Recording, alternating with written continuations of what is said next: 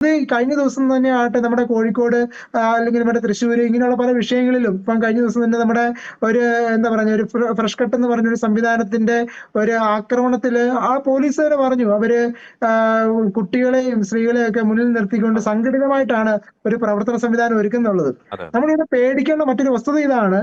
ഇവിടെ എല്ലാം തന്നെ ഒരു മതപരമായ രീതിയിലേക്ക് ഒരു കലർത്തല് അറിഞ്ഞും അറിയാതെയും ഒക്കെ ഇവിടെ നടപ്പിലാക്കിയാണ് എന്നൊരു തോന്നലിലേക്ക് ഇവര് പതുക്കെ നമ്മളെ കൊണ്ടുവരികയും എന്നെങ്കിലും ഒരു ദിവസം ഇത് അള്ളാഹുവിനെതിരെ എന്ന രീതിയിലേക്ക് ഒരു കൺസെപ്റ്റിലേക്ക് ഇവരൊരു വിഷയത്തെ കൊണ്ടുവന്ന് കഴിഞ്ഞാൽ ഉണ്ടാകുന്ന ഒരു അപകടം എന്ന് പറയുന്നത് ഇവിടെയുള്ള അന്യ സംസ്ഥാന തൊഴിലാളികളെ പരിപോഷിപ്പിക്കുന്ന രീതിയിലേക്ക് നടത്തുന്ന കുറെ പ്രവർത്തനങ്ങളുണ്ടല്ലോ.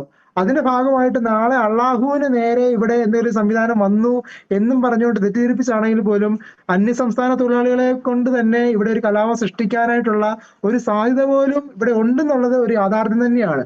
അപ്പം അതെന്ന് പറഞ്ഞു കഴിഞ്ഞാൽ കേരള സംസ്ഥാന സർക്കാരിനോ ഒരു സംവിധാനത്തിനോ ഇവിടെയുള്ള ഒരു സമുദായത്തിനോ പിടിച്ചു കെട്ടാൻ പോലും കഴിയാത്ത രീതിയിലേക്കുള്ള ഒരു വസ്തുത ഇവിടെ പിന്നാമ്പുറത്ത് നടക്കുന്നുണ്ട്. അല്ലെങ്കിൽ അതിനുള്ള ജാഗ്രതയും ഇവിടെയുള്ള ക്രൈസ്തവ സമൂഹമാകട്ടെ പൊതുസമൂഹമാകട്ടെ പുലർത്തണമെന്നും കൂടെയാണ് എനിക്ക് സൂചിപ്പിക്കാനുള്ളത്.